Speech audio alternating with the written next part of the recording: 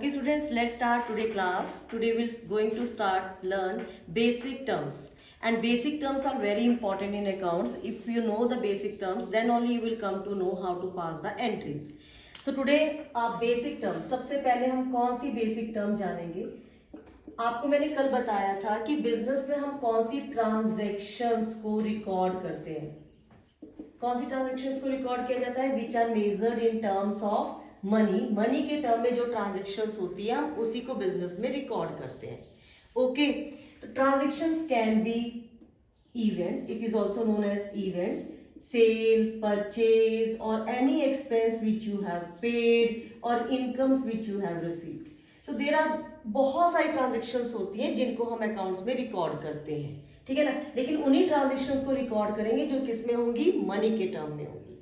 Second thing, business and businessman both are separate entity.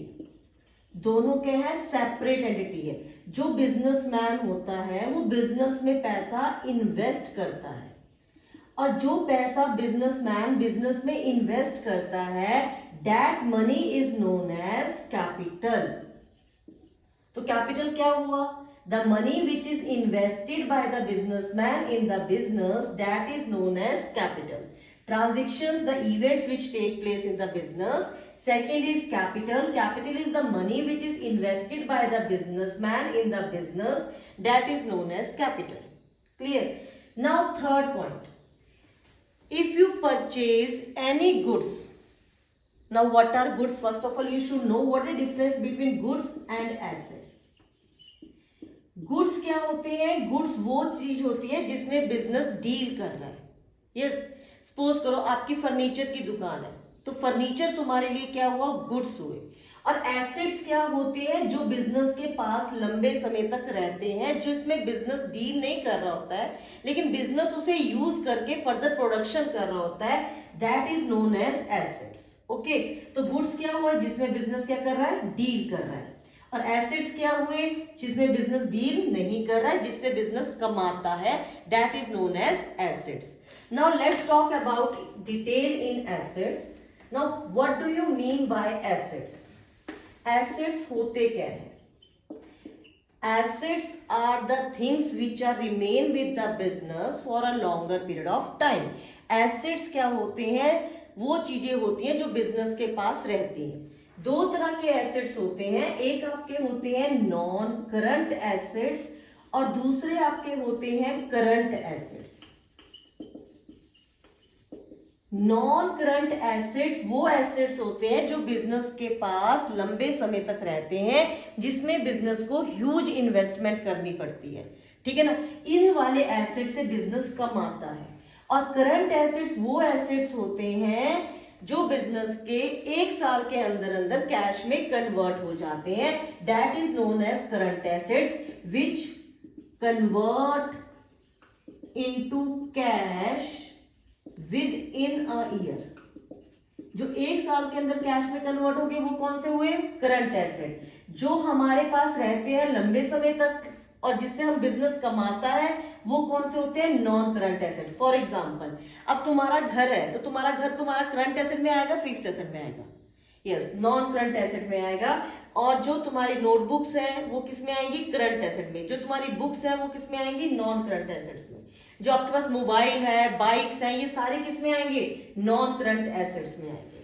Clear? तो non current assets are those assets which are remain with the business for a longer period of time. ना non current assets are of two types. एक आपके होते हैं tangible assets और दूसरे होते हैं आपके इनटेंजिबल एसेट्स. टेंजिबल एसेट्स कौन से हुए? जिन्हें हम देख सकते हैं और टच कर सकते हैं, वो हुए आपके टेंजिबल एसेट्स. इनटेंजिबल एसेट्स कौन से हुए? जिन्हें ना तो हम नॉट सीन एंड टच लेकिन फिर भी बिजनेस के पास होते हैं. Tangible asset which we can see and touch और हमारे पास लंबे समय तक रहते हैं, जिसपे ह्यूज इन्वेस्टमेंट होती है, जो कमा कर देते हैं, वो हमारे हुए टेंजिबल एसेट जिनको हम देख सकते हैं, टच कर सकते हैं. फॉर एग्जाम्पल, आपकी बिल्डिंग हो गई, आपकी लैंड हो गई, आपकी मशीनरी हो गई, ये सारे किस में आएंगे? नॉन करंट एसेट में, टेंजिबल एसेट्स में. इनटेंजिबल एसेट्स कौन से हुए? जिनको ना तो हम देख सकते हैं, ना ही हम टच कर सकते हैं, लेकिन हम इससे कमा सकते हैं। ये कौन से हुए? For example goodwill. अब गुडविल क्या होती है? रेपुटेशन, ठीक है ना, जो भी आपने रेपुटेशन कमाई, ठीक है। फॉर एग्जाम्पल अगर मैं आपसे पूछूं कि पोंटा में सबसे अच्छी स्वीट्स कहाँ से मिलती है, आप बोलोगे Bikaner. Why will speak the name of Bikaner? Because उसकी गुडविल है मार्केट में, तो वो उसके लिए क्या हुआ? एसेट हुआ। लेकिन कौन सा एसेट हुआ? नॉन करंट एसेट में टेंजिबल एसेट, जिसको ना तो हम देख सकते हैं और ना ही हम टच कर सकते हैं। आपके पेटेंट्स हो गए, आपके कॉपीराइट्स हो गए, आपके ट्रेडमार्क्स हो गए, ये सारे आपके किस में आएंगे? नॉन इनटेंजिबल एसेट्स में। किस में आएंगे? इनटेंजिबल। एक होता है कंप्यूटर हार्डवेयर, एक होता है कंप्यूटर सॉफ्टवेयर। अब तो मुझे कमेंट्स में ये बताना कि कंप्यूटर हार्डवेयर किस में आएगा, कंप्यूटर सॉफ्टवेयर किस में आएगा। Okay, now come to current assets. Current assets are those assets which are converted into cash within a year. इसके जो एग्जांपल्स होंगे, आपका स्टॉक हो गया, स्टॉक एक साल के अंदर कैश में कन्वर्ट हो सकता है। आपके डेटर्स हो गए, आपके बिल रिसीवेबल हो गए, आपके प्रीपेड एक्सपेंस हो गए। तो ये भी आपकी क्या है? बेसिक टर्म्स है, जिनको मैं एक एक करके समझाऊंगी। So let's start with our assets. It is over now. अब हम दूसरी बेसिक टर्म करने जा रहे हैं, that is known as liabilities. Now what do you mean by liabilities? Liabilities होती क्या है? लायबिलिटीज होती है obligations which business has to पे।